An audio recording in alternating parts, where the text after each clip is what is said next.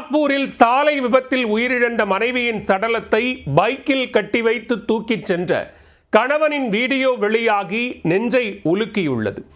Lorry மோதி மனைவி உயிரிழக்க யாரும் உதவி செய்யாததால் கணவர் எடுத்த விபரீத முடிவின் பின்னணி என்ன?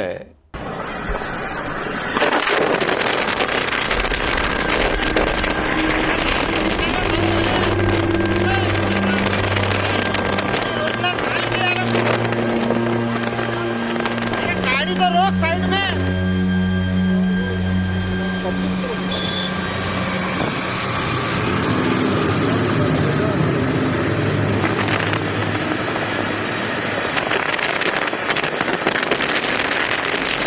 லாரி மோதி துடிதுடித்து உயிரிழந்த மனைவியை தூக்கிச் செல்ல ஆம்புலன்ஸ் வராததால் வேறு வழியின்றி பைக்கின் பின்னால் உடலை வைத்து கட்டி தூக்கிச் சென்றுள்ளார் கணவர்.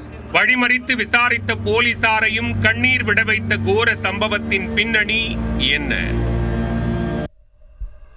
மகாராஷ்டிர மாநிலம் நாக்பூரைச் சேர்ந்த அமித் கியார்சி தம்பதி நாக்பூரின் லோனாராவில் இருந்து மத்திய பிரதேசத்தின் கரன்பூருக்கு பைக்கில் சென்று கொண்டிருந்தார். மோர்படா அருகே சென்று கொண்டிருந்த போது வேகமாக வந்த லாரி ஒன்று தம்பதியின் பைக் மீது மோதியுள்ளது. இந்த விபத்தில் பைக்கின் பின்னால் அமர்ந்திருந்த கியார்சி சாலையில் விழுந்து படுகாயமடைந்தார். அப்போதும் விபத்தை ஏற்படுத்திய அந்த லாரி டிரைவர் நிற்காமல் அந்த பெண்ணின் மீது மீண்டும் மோதிவிட்டு அந்த இடத்திலிருந்து தப்பிச் சென்றுள்ளார். அந்த விபத்தில் அமித்தின் மனைவி சம்பவ இடத்திலேயே உயிரிழந்தார். கண்ணெதிரே தன் மனைவி உயிரிழந்ததை கண்டு அவரது கணவர் கதறி துடித்து அழுதுள்ளார். பெண்ணின் சடலத்தை எடுத்துச் செல்ல சரியான நேரத்தில் ஆம்புலன்ஸ் வரவில்லை என தெரிகிறது. இதனால் அங்கிருந்தவர்களிடம் உதவி கேட்டும் யாரும் செய்ய முன்வராததால் வேறு வழியில்லாமல் இறந்து போன தனது மனைவியின் உடலை பைக்கில் வைத்து கட்டிக்கொண்டு தனது கிராமத்திற்கு கொண்டு செல்ல புறப்பட்டுள்ளார்.